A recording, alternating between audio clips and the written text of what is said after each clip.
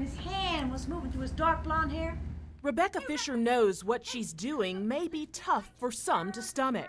I wonder if, if anyone's going to leave an intermission because it's going to be too much. Even so, she says it's time for the truth.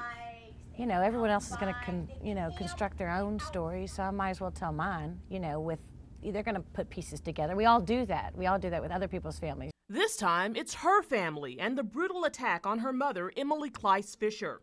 Intruders stabbed Fisher more than 50 times inside her Central Gardens home 12 years ago. There's always that point when people say, so is your family alive? No, they're all dead. There's that sort of moment of, well, I got to wait for them to kind of catch up with this. And so then I have to deal with the murder. Oh, it was a really bad. Yeah, it was bad.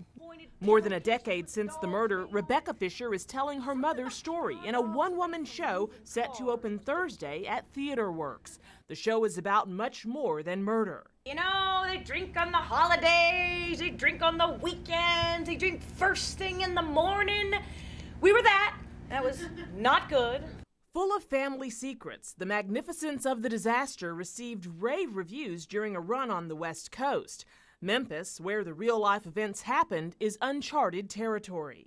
If you had asked me 2 years ago when I was creating it and I hadn't performed it in San Francisco, I would have been like, are you kidding? I would never go to Memphis and do this. It's here Fisher faces the truth about her family and what happened to them.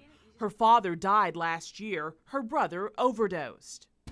That's what they call him, Snowball. And I used to think it's because he's the only white guy that hangs out on the streets, big and white like a snowball. Turns out it's because he does so much cocaine. I don't know if they were all alive, whether I would do this. In some ways, it's a permission they didn't give themselves, to sort of say, oh, look, we got a problem, but, we got to keep up appearances. When asked what her mother, who was an avid supporter of the arts, might think, Rebecca says she would be proud.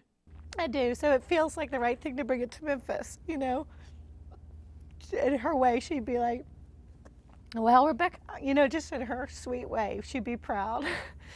So that always is I think both my parents would be proud.